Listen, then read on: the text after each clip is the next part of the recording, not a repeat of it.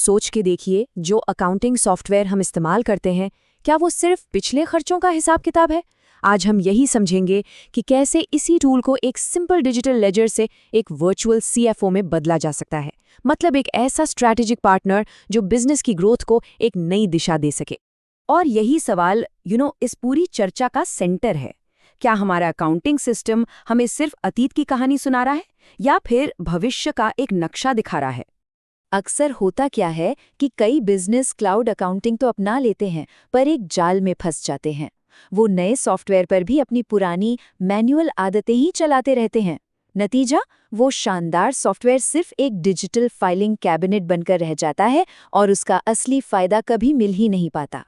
और सबसे आम पुरानी आदत कौन सी है?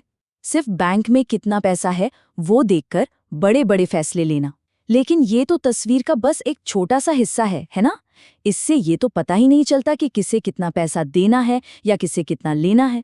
असली कंट्रोल तो तब आता है जब हम पूरी फाइनेंशियल पिक्चर को समझने के लिए डेटा का इस्तेमाल करते हैं। तो इस बदलाव को शुरू कहाँ से करें? इसका पहला फेज है एक मजबूत नींव बनाना। बिल्कुल वैसे ही जैसे एक इमारत के लिए एक मजबूत फाउंडेशन जरूरी है, उसी तरह सही रिपोर्टिंग के लिए अकाउंटिंग सिस्टम का एकदम सही सेटअप होना बहुत बहुत जरूरी है। और इस मजबूत नींव के देखिए 2 सबसे जरूरी पिलर्स हैं। पहला, बिजनेस के लिए खास तौर पर बनाया गया एक चार्ट ऑफ अकाउंट्स, और दूसरा, जीएसटी के नियमों का सही तरीके से पालन। इन दोनों को शुरू से ही ठीक करना बेहद जरूरी है। पर अक्सर यहीं पर बिजनेस कुछ आम गलतियां कर बैठते हैं। वो सॉफ्टवेयर के जेनेरिक टेम्पलेट इस्तेमाल कर लेते हैं या पुराने टैली वाले स्ट्रक्चर को ही बस कॉपी पेस्ट कर देते हैं। गलत जीएसटी मैपिंग और बिना वेरीफाई किए ओपनिंग बैलेंस डालने से रिपोर्टें इतनी कंफ्यूजिंग हो जाती हैं कि आगे चलकर टैक्स से जुड़ी दिक्कतें भी आने लगती हैं। चलिए, मान लिया कि नींव मजबूत हो गई। अब अगला कदम क्या है? ऑटोमेशन। सही में यहीं पर टेक्नोलॉजी की असली ताकत सामने आती है, जो काम में रफ्तार और सटीकता दोनों एक साथ लाती है। जरा एक पल के लिए सोचिए, हर महीने मैनुअल बिल बनाने, पेमेंट के लिए फॉलोअप करने और हिसाब मिलाने में कितना कीमती समय बर्बाद हो जाता है। ये वो समय है जो बिजनेस को आगे बढ़ाने में लगाया जा सकता था। और इसका असर कितना बड़ा हो सकता है, अंदाजा लगाइए। ऑटोमेशन के जरिए मैनुअल काम को 60 से 70% तक कम किया जा सकता है। जी हाँ, इतना ज्यादा। सोचिए, इससे कितना समय और पैसा बचेगा। और अच्छी बात यह है कि ऑटोमेशन शुरू करना बिल्कुल मुश्किल नहीं है।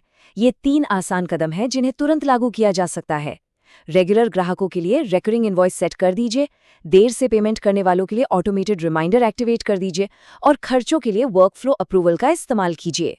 ठीक है, तो अब हम इस सफ़र के सबसे अहम पड़ाव पर पहुंचते हैं, फाइनेंशियल इंटेलिजेंस। ये वो मंजिल है जहां अकाउंटिंग सिस्टम सिर्फ हिसाब किताब रखने वाला एक टूल नहीं रहता, बल्कि रणनीतिक फैसले लेने में मदद करने वाला एक पार्टनर बन जाता है। देखिए, फाइनेंशियल इंटेलिजेंस का मतलब ही है बैंक बैलेंस वाले फैसलों से आगे बढ़कर रियल टाइम डैशबोर्ड का इस्तेमाल करना।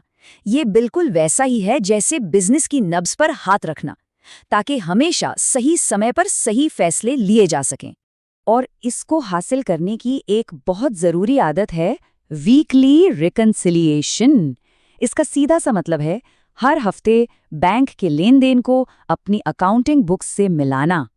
इससे न सिर्फ आंकड़े हमेशा सटीक रहते हैं, बल्कि किसी भी तरह की धोखाधड़ी या गलती को भी जल्दी पकड़ने में मदद मिलती है। तो चलिए, अब इस पूरे बदलाव को एक साथ देखते हैं। एक तरफ है पुरानी आदतें और दूसरी तरफ है ये नई स्मार्ट रणनीति। ये टेबल इस पूरे बदलाव को एकदम साफ साफ दिखाती है। देखिए, जहां पारंपरिक तरीके का लक्ष्य सिर्फ टैक्स का पालन करना था, वहीं फाइनेंशियल इंटेलिजेंस का लक्ष्य है रणनीतिक फैसले लेना। पहले डेटा की समीक्षा महीने या 3 महीने में एक बार होती थी, अब ये साप्ताहिक या रियल टाइम में होती है। और मैनुअल एंट्री और फॉलोअप की जगह अब ऑटोमेटेड वर्कफ्लो ने ले ली है। और असल बात यही है, जब हम इन बदलावों को अपनाते हैं तो अकाउंटिंग एक बोझ नहीं रह जाता, बल्कि यह एक इतना शक्तिशाली टूल बन जाता है जो बिजनेस को तेजी से और समझदारी से आगे बढ़ने में मदद करता है। तो हम उसी सवाल पर वापस आते हैं जिससे हमने शुरुआत की थी।